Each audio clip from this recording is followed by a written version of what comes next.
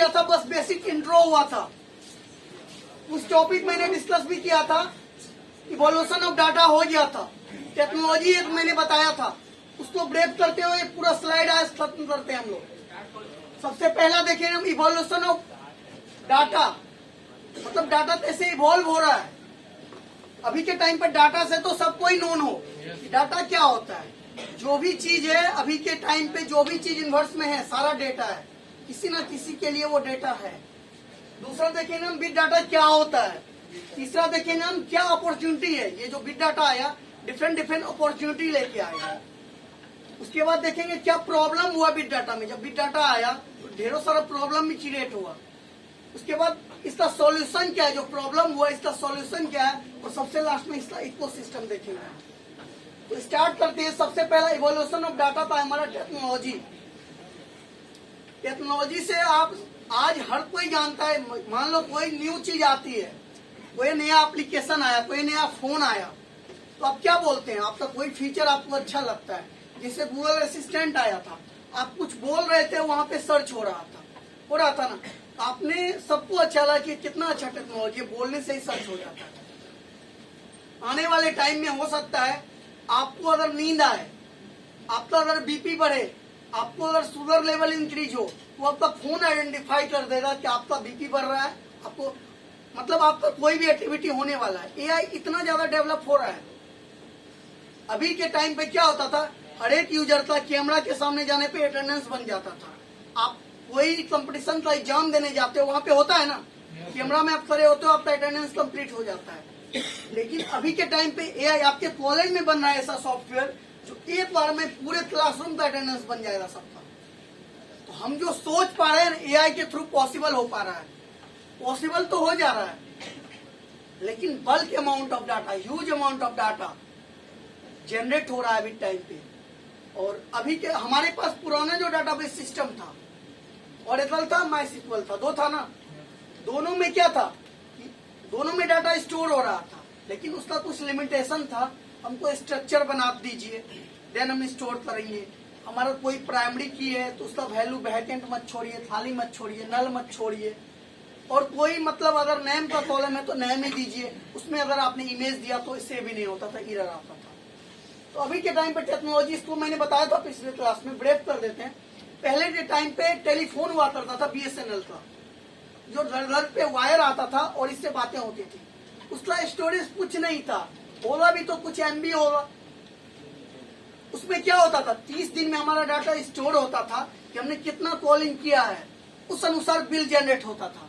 मतलब 30 दिन में एक बार बिल जनरेट होता था। कितना डाटा, कितना मिनट बात हुआ है, इतना आपका बिल होगा। और क्या स्टोर होता था, इस नंबर पे आपने कॉन्टेक्ट किया था, इस नंबर पे आपने कॉल किया था, इस नंबर पे आपने कॉल किया था और बात हुआ, ठीक है। तो अभी के टाइम पे हमारे पास क्या है, स्मार्टफोन है, हर एक के पास स्मार्टफोन है। उसमें बात तो होती है, इंटरनेट भी चलता है, फोटो भी क्लिक कर लेते हैं हम लोग, मतलब सारा। कोई शॉपिंग करना है तो साथ डिफरेंट डिफरेंट टाइप का एप्लीकेशन भी, पेमेंट करना है तो फोन पे, गूगल पे सारा इंस्टॉल है। तो फीचर जैसे बढ़ा, तो पहले के फोन में कुछ स्टोरेज था, नोकिया फोन जो बटन वाला आता था, होगा भी तो कुछ केबी स्टोरेज होगा। अभी के टाइम पे 128 GB बाय डिफॉल्ट आता है। अभी के टाइम पे डाटा इवोल्यूशन की बात करें तो पहले था 2G, अभी के टाइम पे है 5G। हर डे अगर एक यूजर की बात करें तो मिनिमम 5G आप यूज करते हो तो 3 से 4 GB 5 GB डाटा डेली आप यूज करते हो। अगर आप 4G यूज करते हो तो 2 GB तो वो भी यूज कर रहे हैं पर डे। और आपका जो भी एक्टिविटी हो रहा है सारा कैप्चर हो रहा है। इसका एक एग्जाम्पल बताते हैं। पिछले क्लास में भी मैंने बताया था, यूट्यूब ऐप यूज करते हो, यूट्यूब पे कुछ कंटेंट सर्च करते हो, उसी से रिलेटेड दोबारा ओपन करते हो तो शो होने लगता है। इसका मतलब क्या है, आपका सारा जो एक्टिविटी है इंटरनेट का कैप्चर हुआ, देन उसको एनालिसिस करके देन वही कंटेंट शो किया जिसमें आपका इंटरेस्ट है। तो टेक्नोलॉजी, टेलीफोन समझ रहे। दूसरा हमारा पहले था डेस्कटॉप कंप्यूटर, जिसका हार्ड डिस्क 125 GB, 50 GB या 256 GB या 500 GB होता था। लेकिन अभी के टाइम पे हर एक डेस्कटॉप का, मतलब एक लैपटॉप में तो 1 TB लगा हुआ आता है, फोन में 1 TB स्टोरेज दे दिया है एप्पल, 1 TB स्टोरेज फोन में आ रही है।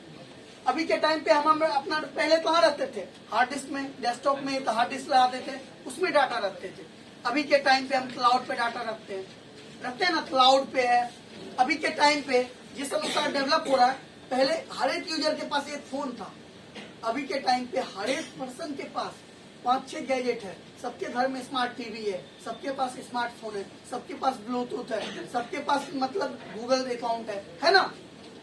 ये पहले नहीं था। और सबसे लास्ट पहले आता था तार, जो आता था वो क्या था, सिर्फ इंजन होता था और कुछ होता था क्या, उसका मीटर चलता था, वही कंप्यूटराइज डाटा वो जनरेट नहीं करता था। लेकिन अभी के टाइम पे जो टेक्नोलॉजी, स्मार्ट तार आ गया है, कंप्यूटराइज तार आ गया, बहुत सारे सेंसर लगे होते हैं। अब तक कोई भी पार्ट खराब होता है, सेंसर शो करता है कि ये खराब हो रहा है।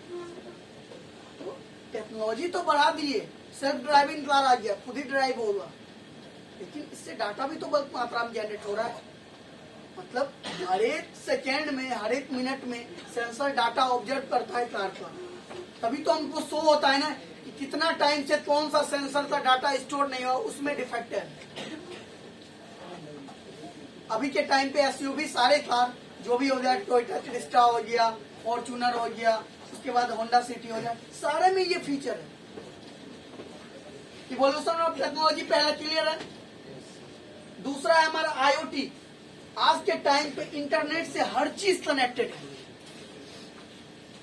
अब कोई भी एग्जाम्पल ले लो, जैसे कैमरा फोन हो गया, सेंसर हो गया, पार्किंग मीटर हो गया, स्पॉटलाइट हो गया, स्मार्ट बाइक, कंप्यूटर हो गया, व्हीकल हो गया, शॉपिंग कार्ट हो गया, एनिमल हो गया, स्मार्टफोन हो गया, कार्गो कंटेनर, गैस पंप, सारे इंटरनेट से कनेक्टेड है।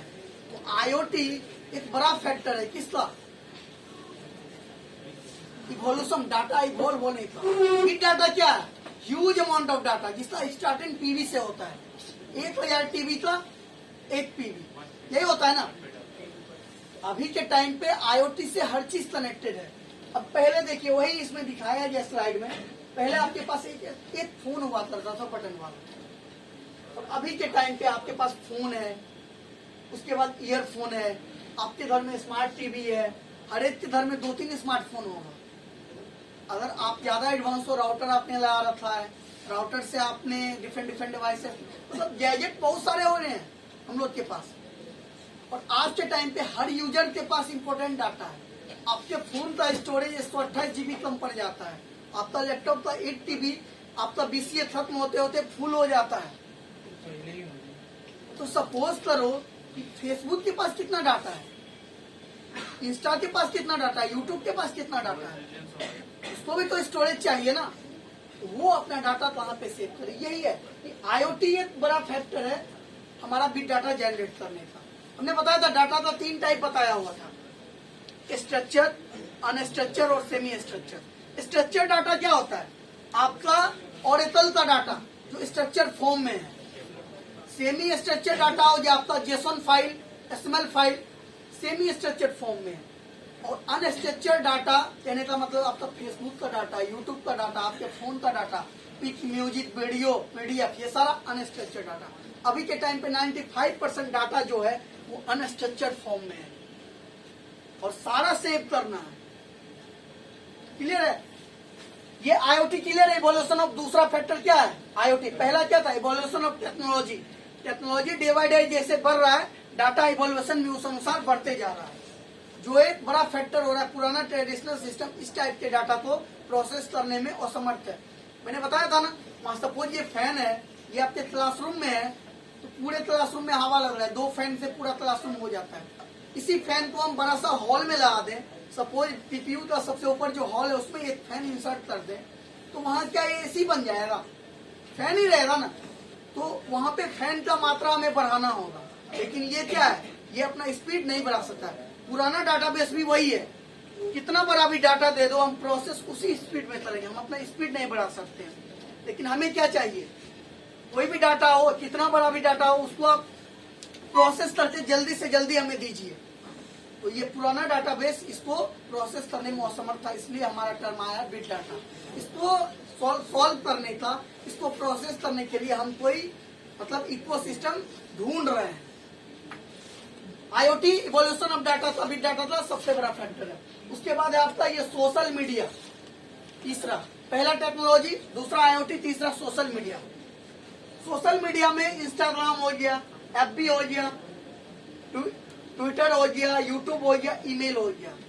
आप अगर ये 60 सेकेंड का डाटा है, 60 सेकेंड में देखिए सोशल मीडिया पे, फेसबुक पे 4.1 million like and 2 lakh photo her 60 second में अपलोड होता है।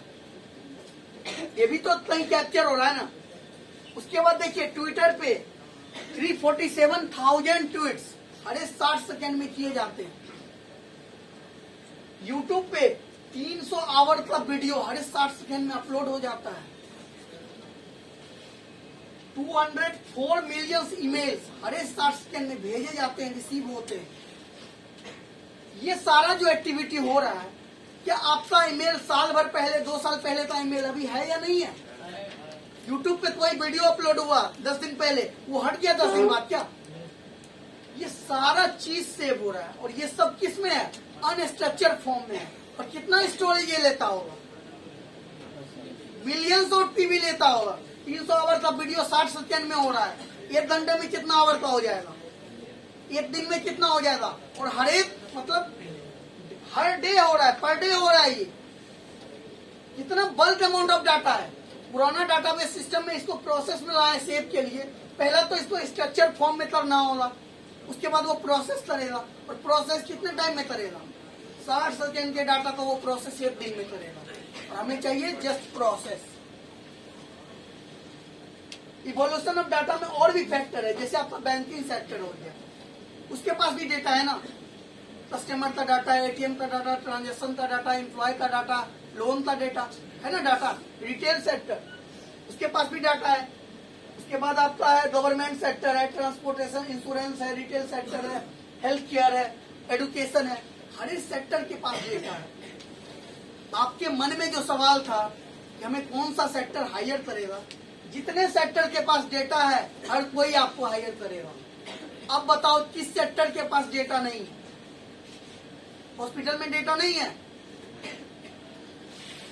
एडुकेशन में डेटा नहीं है, गवर्नमेंट सेक्टर में डेटा नहीं है, गवर्नमेंट का डाटा नहीं है, ट्रांसपोर्टेशन का डाटा है कि नहीं है? हर एक सेक्टर इवोल्यूशन ऑफ फैक्टर मतलब अभी के टाइम पे जितने भी हैं सेक्टर, हर कोई डाटा इवॉल्व कर रहा है। और इतने मात्रा में इवॉल्व कर रहा है कि वो एक ह्यूज अमाउंट ऑफ डाटा हो जाता है, मतलब बल्क स्टोरेज हो जा रहा है। पुराना डाटाबेस सिस्टम इसको प्रोसेस करने में असमर्थ है। इसलिए हम एक नया इकोसिस्टम ढूंढ रहे हैं जो इस डाटा को, बिग डाटा को प्रोसेस करके हमें दे दे। और दे दे नहीं, जल्दी से जल्दी दे दे। आप यूट्यूब पे कोई कंटेंट सर्च करते हो, रिजल्ट कितने देर में चाहते हो? विदिन ए सेकेंड। अगर 1 मिनट में कोई रिजल्ट आता है तो आप नेट चलाना छोड़ देते हो। तो कोई डाटा का प्रोसेस में रहा है और 2 घंटे में प्रोसेस हो रहा है, आप यूज करोगे वो सिस्टम? नहीं करोगे। इसी चीज आप क्या, बिग डाटा क्या है? What is big data? Big data is the term of collection of data set, large and complex, that it become difficult process on hand database system tools or traditional data processing application. इससे क्या समझ में आया? Big data जो है collection of data set और different type का, large and complex, जो बहुत लार्ज और कॉम्प्लेक्स है। कोई मतलब कोई एक एग्जैक्ट फॉर्म, स्ट्रक्चर फॉर्म में नहीं है, कॉम्प्लेक्स फॉर्म में उलझा पड़ा है। आप फेसबुक का डाटा ले लो, कोई स्ट्रक्चर बना हुआ है क्या? पिक भी है, वीडियो भी है, कमेंट भी है, लाइक भी है। आपके फोन का डाटा है स्ट्रक्चर में, म्यूजिक भी है, फोटो भी है, पीडीएफ भी है, पिक भी है। इसी तरह यूट्यूब का डाटा स्ट्रक्चर में है क्या? तो कोई भी डाटा स्ट्रक्चर फॉर्म में नहीं है। और पुराना डाटाबेस सिस्टम जो है सिर्फ स्ट्रक्चर डाटा को ही प्रोसेस करके सेव करता था।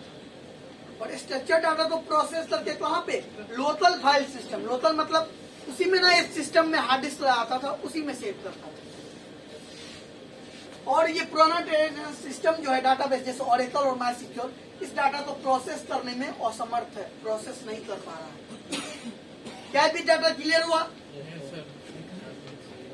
अब 5 रिलीज है बिग डाटा का। पहला देखते हैं हम लोग, वॉल्यूम। ये देखिए ग्राफ बना हुआ है, इस ग्राफ में ये शो हुआ, ये आपका एक्साबाइट में स्टोरेज है। ईबी समझ रहे हो? 1000 पीबी का 1 ईबी होता है, 1000 ईबी का 1 जेडबी होता है और 1000 जेडबी का 1 वाईबी होता है। ये एक्सा बाइट में 2009 में जो डेटा था हमारे पास वो देखिए 0 एक्सा बाइट था, मतलब वो पेटाबाइट में था। 2020 आते आते ये हो गया 44.4 जेटाबाइट, मतलब 2009 में कितना था 4.4 जेटाबाइट और 2020 आते आते ये 44 ट्रिलियन गीगाबाइट, मतलब 4.4 जेटाबाइट हो गया। इसको कन्वर्ट करो ये कितना होता है 44 ट्रिलियन जीबी गीगाबाइट।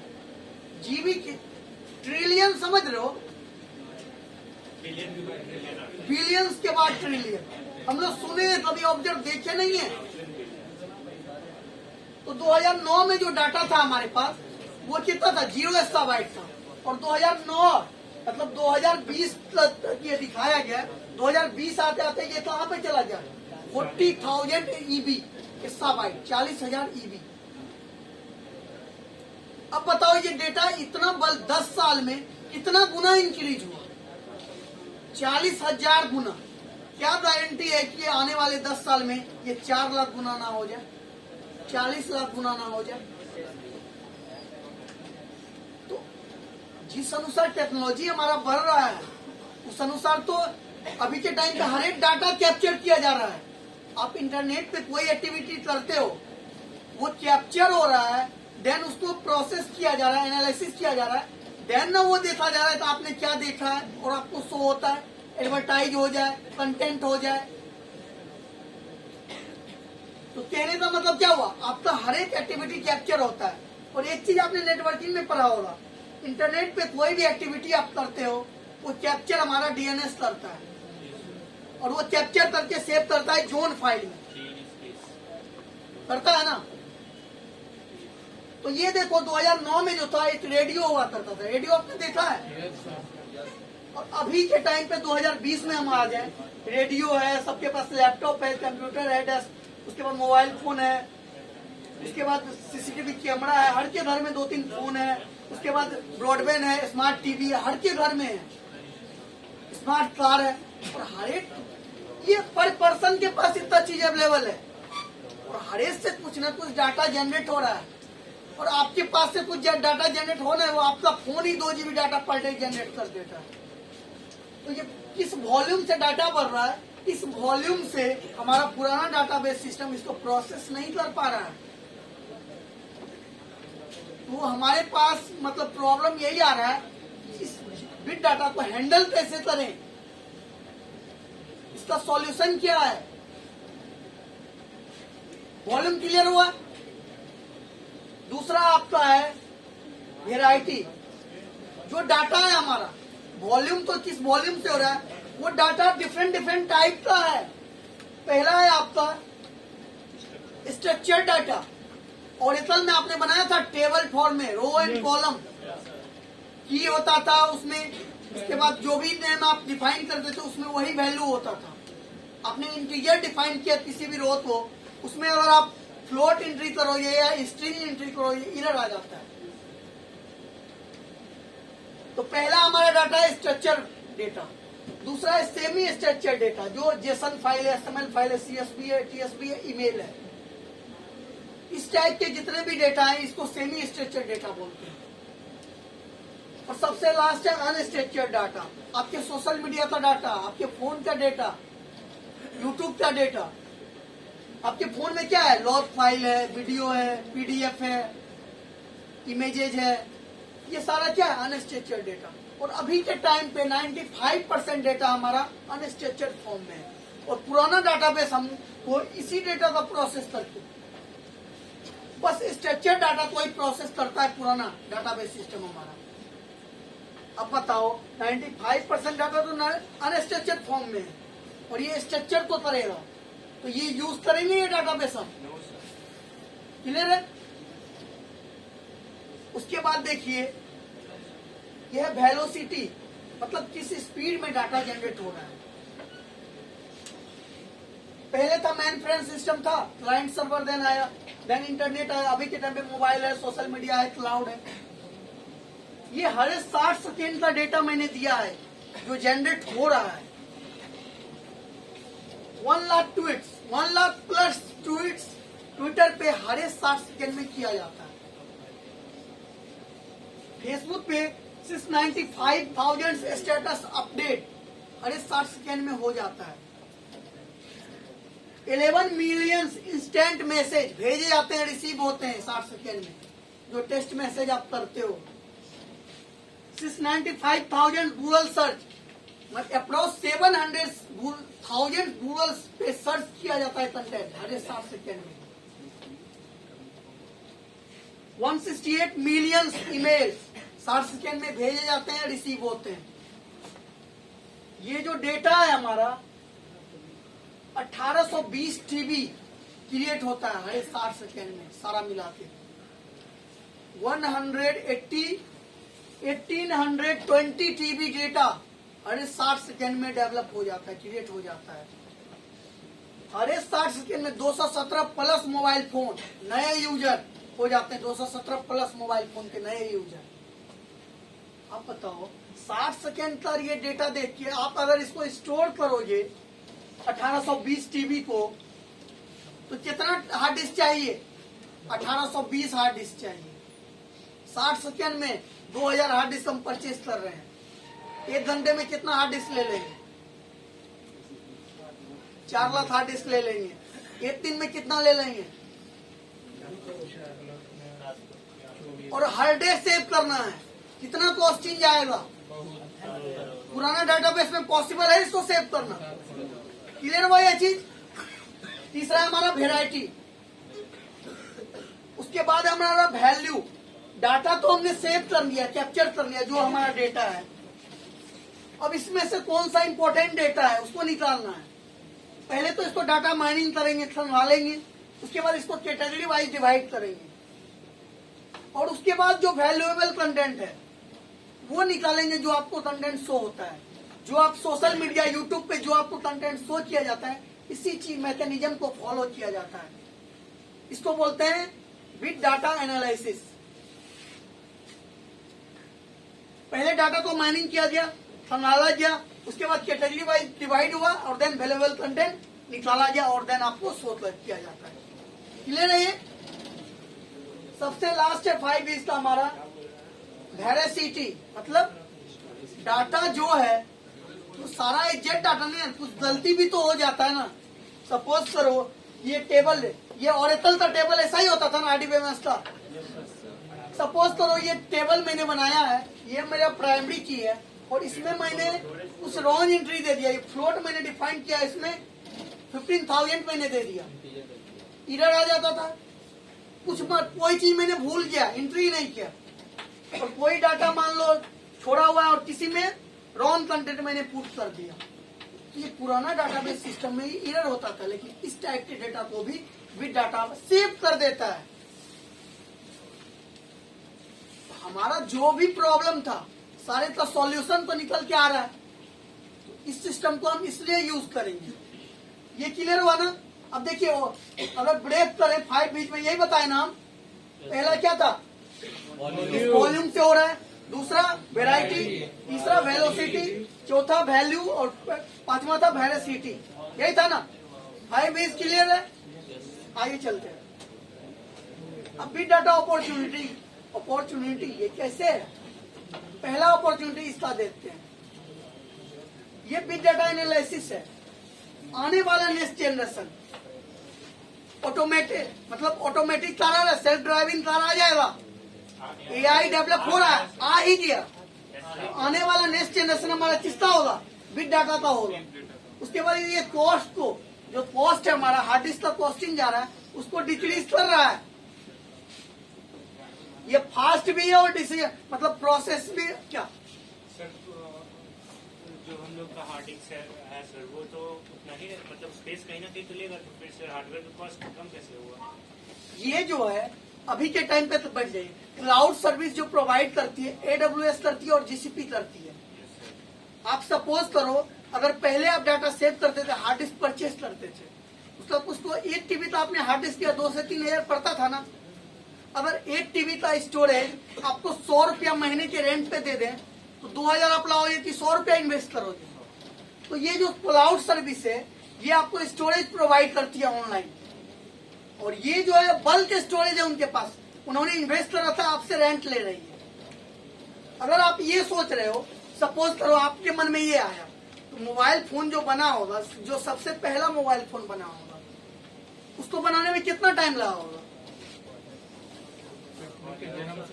आप जियो का 5G यूज कर रहे हो, हर एक जगह इंटरनेट फैला, तो उसमें कॉस्टिंग गया होगा ना, रिलायंस का, जियो का, अंबानी का कॉस्टिंग हुआ है ना। लेकिन आपको कितने में वो प्रोवाइड हो रहा है? 300 रुपया महीने में अनलिमिटेड। तो वो तो उनका टेंशन है ना, कॉस्टिंग हो रहा है, आपको फीचर चाहिए, यूजर को फीचर मिल रहा है, 5G फ्री में मिल रहा है, यूज कर रहे हैं हम, तो ये स्टोरेज आपको प्रोवाइड करेगी। ये बल्क स्टोरेज है क्लाउड में। आपका जो भी 1 GB का डेटा है उसको 8 भाग में डिवाइड करता है, 128 MB के, और उसको सेव करता है, और हर एक को डिफरेंट सिस्टम पे सेव करता है। सारा हम देखेंगे। ये बिग डाटा जो आया, हमारा एनालिसिस हुआ, आने वाला नेक्स्ट जनरेशन, अभी के टाइम पे हर सेक्टर के पास डेटा है ना, सबको सेव करना है। तो आने वाला नेक्स्ट जनरेशन हम किसको यूज करेगा? बिग डेटा को। कॉस्ट, हार्ड डिस्क का कॉस्टिंग बिल्कुल कम कर दिया, कॉस्ट को रिड्यूस कर दिया। तीसरा हमारा फास्टर, कितना भी बड़ा डेटा दे रहे हो उसको ये फास्ट प्रोसेसिंग करके देता है। फास्ट क्यों है ये बताए थे पिछले क्लास में, बताए थे ना क्यों फास्ट है? कितना भी बड़ा डेटा है उसको प्रोसेस ये 128 MB में तोड़ के ही करता है, और सेम टाइम पे कितना MB प्रोसेस होता है? 128 MB। 128 MB प्रोसेस होने में कितना टाइम लगेगा? आपके लैपटॉप को कितना टाइम लगता है? मिली सेकेंड में तो आपका लैपटॉप भी हो जाता है, तो मिली सेकेंड में बिग डाटा भी कर देता है, फास्ट भी है। और सबसे लास्ट है इम्प्रूव सर्विस और प्रोडक्ट। सर्विस से क्या मतलब है? आपका जो डेटा है उसका लॉस ना हो, रिकवर इजीली हो जाए। पुराना डेटाबेस सिस्टम था, वो लोकल पे अपना डाटा सेव करता था, लोकल पे। अगर वो हार्ड डिस्क खराब होता था तो सारा डाटा लॉस हो जाता। उसका अगर हम बैकअप भी बनाते थे तो जितना हमारा लोकल था हार्ड डिस्क उतना और परचेज करके देन बैकअप बनाते थे। यहाँ पे बाय डिफॉल्ट उसका बैकअप बन जाता है, और हर एक डेटा का, हर एक ब्लॉक का 3 बैकअप बनता है, जिसको एप्लीकेशन बोलते हैं। ये एक अपॉर्चुनिटी बन के आया, जो अपॉर्चुनिटी सब यूजर को अच्छा लगा बिग डेटा में। इसके हाँ जो भी वो परचेज करते हैं। जैसे आपका लैपटॉप है ना, ऐसे ही लैपटॉप जो डाटा नोड हम बता रहे थे, डाटा नोड हर एक लैपटॉप एक सिस्टम है जो लो कॉन्फ़िगर मशीन है, और नेम नोड जो है वो भी एक लैपटॉप एक सिस्टम है जो हाई कॉन्फ़िगर मशीन है। जो हमारा नेम नोड होता है उसका कॉन्फ़िगरेशन होता है i7 और i9 प्रोसेसर होता है, 32 से 64 GB इसका रैम होता है, और 7 से 8 GB इसका हार्ड डिस्क होता है, 8 TB हार्ड डिस्क होता है इसका। और ये जो डाटा नोड जहाँ पे डाटा सेव होता है वो लो कॉन्फ़िगर मशीन होता है, मतलब थोड़ा सस्ता होता है। वो i5 और i7 प्रोसेसर होता है, 8 से 16 GB उसका रैम होता है, और 1 TB उसका हार्ड डिस्क होता है। अब बोलोगे सर लैपटॉप में इतना बड़ा डाटा कैसे सेव हो जाएगा? मन में तो ये भी क्वेश्चन आ रहा होगा ना। सपोज तो 8 TB का हार्ड डिस्क लगा हुआ है आपके लैपटॉप में, और ये सिस्टम पे तो एक ही ब्लॉक सेव करता है ना, तो 128 MB ही दिया ना आपके लैपटॉप पे। तो जितना डेटा है, मान सपोज करो, तो कितना डाटा का एक ब्लॉक हम सेव कर सकते हैं? 8 TB में 128 MB का कितना ब्लॉक, कितना फाइल हम सेव कर सकते हैं? 1 GB का फाइल हम 8 सेव कर सकते हैं। 1024 तो 1000 को अगर 8 से 8000 फाइल सेव करेंगे ना जी, 8000 फाइल एक लैपटॉप पे वो सेव करता है। ये अगर फुल होता है तो देन वो अलग डाटा नोड पे सेव करता है, और जितना भी ब्लॉक है आपका, जितना भी पार्ट्स में डिवाइड करता है, सबको अलग अलग सिस्टम पे स्टोर करता है। क्लियर हुआ ये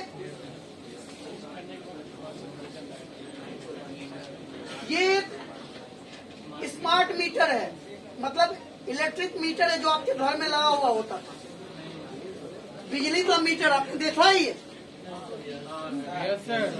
नहीं देखे हैं? ये जो मीटर था इसमें क्या होता था, एक महीने में एक बार रीडिंग होता था और मेरा बिल निकलता था।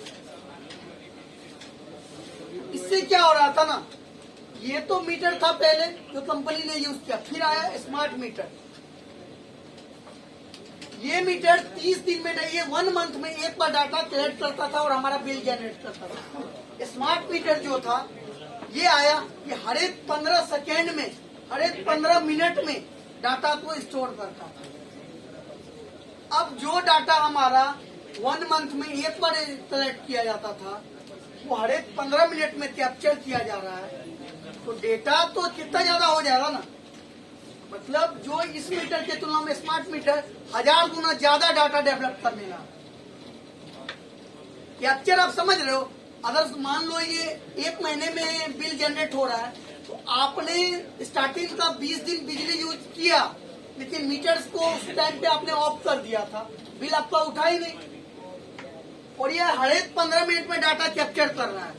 सपोज करो कि आपका बिल आया और 3 दिन आपका मीटर का रीडिंग ही अवेलेबल नहीं है, हर एक 15 मिनट का डेटा है, और 3 दिन का डेटा मिसिंग है, तो बिजली विभाग तो आपको पता है 3 दिन तक कहाँ थे जी, आपका रीडिंग ही नहीं उठा इस 3 दिन में। इसमें क्या हुआ, स्मार्ट मीटर को अपनाने से जो बिजली कंपनी थी, इलेक्ट्रिक प्रोड्यूसन कंपनी, उसको काफी ज्यादा बेनिफिट हुआ। लेकिन उसके साथ प्रॉब्लम क्या हुआ ना, कि डाटा बहुत ज्यादा होने लगा। 15 मिनट में डाटा कैप्चर तो एक घंटे में 4 बार, 24 घंटे में 96 बार, और 100 अप्रोक्स हो गया ना, तो 30 दिन में 300 बार डाटा कैप्चर हो रहा है, 3000 बार ना, तो 3000 बार डाटा कैप्चर हो रहा है। तो पुराने मीटर के तुलना में इसका स्टोरेज काफी ज्यादा हो जाएगी। एक यूजर का हम बताए, और मिलियंस ऑफ मीटर लगा हुआ है पूरे इंडिया में, है ना, कितना ज्यादा डेटा। तो डेटा तो स्मार्ट मीटर आईबीएम ने बना के दे दिया, लेकिन इसका जो है स्टोर ये कहाँ पे करे डेटा, पुराना, और ये कोई स्ट्रक्चर डेटा था क्या, अनस्ट्रक्चर फॉर्म में था, तो इसको स्टोर करना पुराना डाटाबेस सिस्टम के लिए डिफिकल्ट हो रहा था। इसके साथ प्रॉब्लम क्या आया, देखिए वही चीज है ना, टाइम हो गया।